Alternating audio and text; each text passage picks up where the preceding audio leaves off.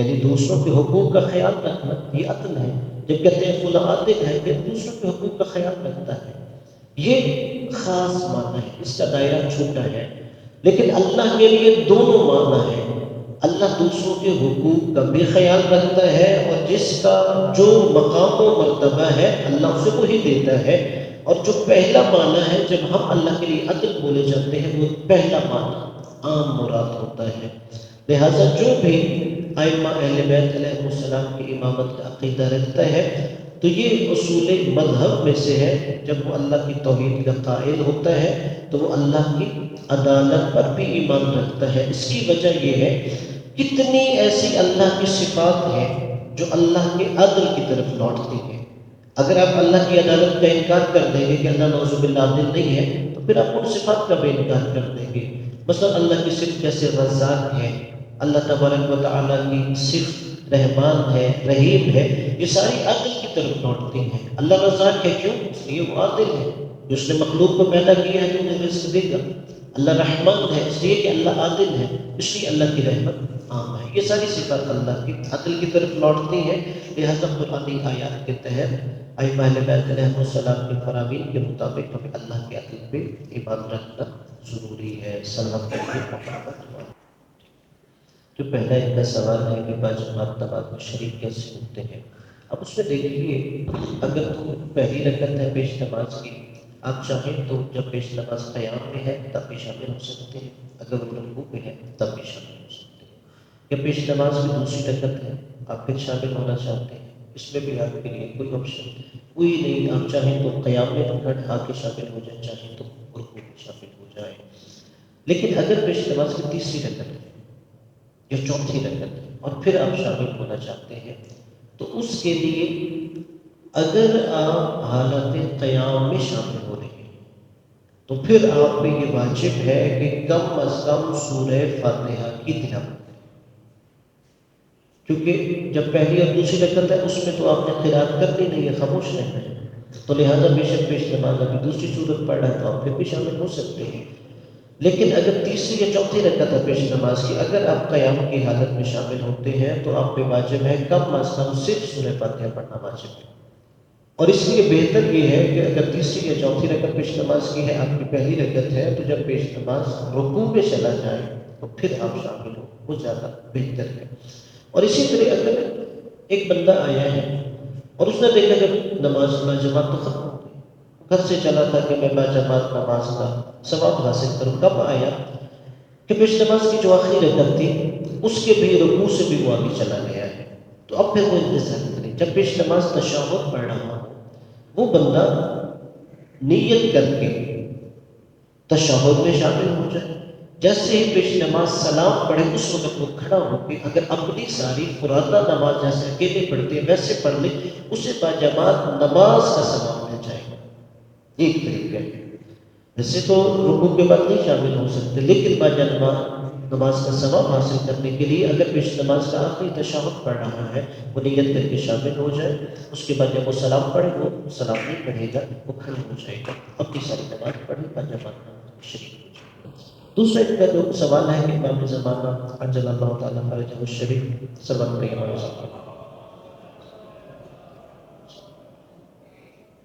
کہ ان کے ظہور کی تاخیر ہمارے اعمال کی وجہ سے اگر ہو رہی ہے، اس وجہ سے امام زمانہ نے یہ خود فرمان بھی ہے کہ یعنی تمہارے اعمال بھی ہمارے ظہور میں تاخیر کا سبب بنتے ہیں. یعنی ہم کون سے عمل کریں کہ امام علیہ السلام کے ظہور میں جلدی ہو. اس میں دیکھیے سب سے پہلے تو جو ہمارا فریضہ ہے کہ ہم اپنے واجبات پہ عمل کریں اور محرمات سے اجتناب کریں. یعنی جتنے اللہ نے ہمارے اوپر فرائض عائد کیے ہیں ان کو بجا لائیے، پہلا مرحلہ ہے. اور جتنے اللہ نے حرام کام ہمارے لیے قرار دیے ہم ان سے بچیں، یہ پہلا مرحلہ. یعنی ابھی انسان کچھ مستحبات سنتوں کو نہ دیکھے، مکروہات کی طرف متوجہ نہ ہو. پہلا مرحلہ کہ جو ہم پر واجب ذمہ داریاں کریں، جو حرام ہے انہیں چھوڑ دیں. پھر دوسرا مرحلہ یہ ہے کہ اس کے بعد اگر ہم اس پہ عمل کر رہے ہیں تو پھر مستحبات کا بھی خیال رکھیں اور مکروہات سے بھی اجتناب کریں. پھر اس کے بعد جو دوسرا عمل ہے کہ امام زمانہ علیہ السلام کے لیے عملی طور پر جن دعاؤں کی تاکید کی گئی ہے ہم ان دعاؤں کی تلاوت کریں. جیسے خاص طور پہ جو دعائے ندبہ ہے، دعائے ندبہ آپ کبھی بھی پڑھ سکتے ہیں، لیکن روز جمعہ اس کی زیادہ تاکید ہے کہ دعائے ندبہ کے ذریعے امام علیہ السلام کو پکارا جائے، ان سے استغاثہ کیا جائے، اللہ کی بارگاہ میں دعا کی جائے کہ ان کے ظہور میں جلدی ہو۔ اور جو تیسرا عمل ہے، اس کے لیے جب ہم امام زمانہ کا انتظار کر رہے ہیں تو اس کا یہ مطلب ہے کہ ہم ہاتھ پہ ہاتھ رکھ کے بیٹھے رہیں، یعنی دو طرح کا انتظار ہے، ایک سلبی ہے اور ایک ایجابی ہے۔ سلبی کا مطلب یہ ہے کہ مثلا جیسے ایک گروہ یہ بھی عقیدہ رکھتا ہے کہ امام تب پائیں گے کہ جب ظلم زیادہ ہو جائے گا، وہ کہتے ہیں دنیا میں زیادہ ظلم پھیلاؤ، کہ نعوذ باللہ ظلم زیادہ ہوگا، لوگوں میں زیادہ سے زیادہ گناہ برائیاں پھیلیں گی، تو یہ ہم امام زمانہ جلدی ہے نہیں، یہ سلبی ہے انتظار۔ ایجابی یہ ہے امام علیہ السلام نے دنیا میں عدل کا نظام قائم کرنا ہے، اور امام علیہ السلام یقیناً صاحب اعجاز شخصیت ہے، لیکن وہ کسی معجزے کے ساتھ انہوں نے نظام قائم نہیں کرنا، بلکہ طبیعی طور پر انہوں نے قائم کرنا ہے۔ تو اس امام زمانہ کے عدل کے نظام کے نفاذ کے لیے ہم معاشرے میں کوشش کریں اصلاح کرنے کے لیے، اور وہ اصلاح کہاں سے کرنی ہے؟ جیسے اللہ نے قرآن میں کہا کہ یا ایھا الذین آمنوا قوا انفسکم واہلیکم نارا، اے صاحبان ایمان اپنی جانوں کو اور اپنے اہل و عیال کو جہنم کی آگ سے بچاؤ۔ یعنی انسان پہلے اپنی ذات سے شروع کرے، پھر اہل و عیال سے شروع کرے، پھر وہاں سے یہ دائرہ وسیع ہوتا چلے۔ اسی کا اور سوال ہاں جی دیکھیے، اللہ تبارک و تعالیٰ نے باب توبہ گناہ رکھا ہے، ٹھیک ہے؟ اگر کوئی انسان ساری زندگی گناہ کرتا رہا ہو، یہ اللہ تبارک و تعالیٰ کا کرم ہے کہ اللہ تبارک و تعالیٰ گناہ گار کے لیے بھی باب توبہ بند نہیں کرتا۔ اس میں یہ ہے کہ جیسے سورہ نساء میں ہے کہ اللہ تبارک و تعالیٰ دو بندوں کی توبہ قبول نہیں کرتا، کہ پہلا وہ کہ جو کافر ہو، اور دوسرا وہ ہے کہ اس وقت وہ توبہ کر رہا ہو کہ جب وہ موت کے آثار دیکھ لے۔ اس سے پہلے اللہ نے باب توبہ کھولا۔ کوئی جتنا بڑا بھی گناہ گار ہو جائے، جیسے اللہ نے کہا لا تیأسوا من روح اللہ، کہ اللہ کی رحمت سے مایوس نہ ہو، بلکہ اگر کوئی انسان بہت بڑا گناہ گار ہو اور وہ یہ کہے کہ میری بخشش نہیں ہو سکتی، یعنی اللہ کی رحمت سے مایوس ہو جائے، یہ گناہ کبیرہ میں سے، یعنی اللہ کی رحمت سے ہی مایوس ہو جاتا ہے کہ نہیں میں اتنے گناہ کیے ہیں اب میری بخشش نہیں ہوگی، نہیں، اللہ تعالیٰ کی رحمت اس کے غضب پر حاوی ہوتی ہے۔ تو یہ اللہ کی رحمت کے تحت ہے کہ وہ باب توبہ کھلا رکھتا ہے۔ اور اسی طرح جیسے ائمہ معصومین کی دعا بھی تعلیم کی گئی کہ انسان اپنے ایمان کی حفاظت کرے، کہ انسان کا خاتمہ بالایمان ہو۔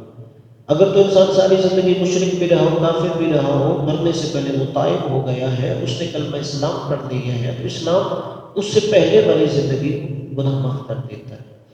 اسی طرح اگر کوئی انسان نیک تھا لیکن بعد میں وہ مرتد ہو جاتا ہے، اسلام کا انکار کر دیتا ہے، تو اب اس کا چونکہ انجام میں خیر نہیں ہوا، تو لہٰذا اس وجہ سے اللہ تبارک و تعالیٰ اسے اس کی عقیدے کے تحت معاملہ کرے گا۔ یعنی یہ اللہ تعالیٰ کے یہ عدل پہ کوئی اس سے حرف نہیں آتا کہ ہم یہ کہہ دیں کہ اللہ تبارک و تعالیٰ نے وہ جو گناہ گار تھا اس کے گناہ کیوں معاف کر دیے۔ وہ کریم ہے، وہ رحیم ہے۔ اگر آپ ماں باپ کی بھی نافرمانی کریں تو اگر چلے جائے وہ معاف کر دیتے ہیں۔ اب یہ کہہ دیا جائے کہ یہ تو عدل ہی نہیں کرنے والے، بھئی اس نے نافرمانی کی تھی، اگر کوئی دوسری اولاد کہے کہ اس کو سزا دے، نہیں، یہ ان کا کرم ہے، ان کی شفقت ہے، مہربانی ہے۔ تو اللہ تبارک و تعالیٰ جو ہے وہ تو اکرم الاکرم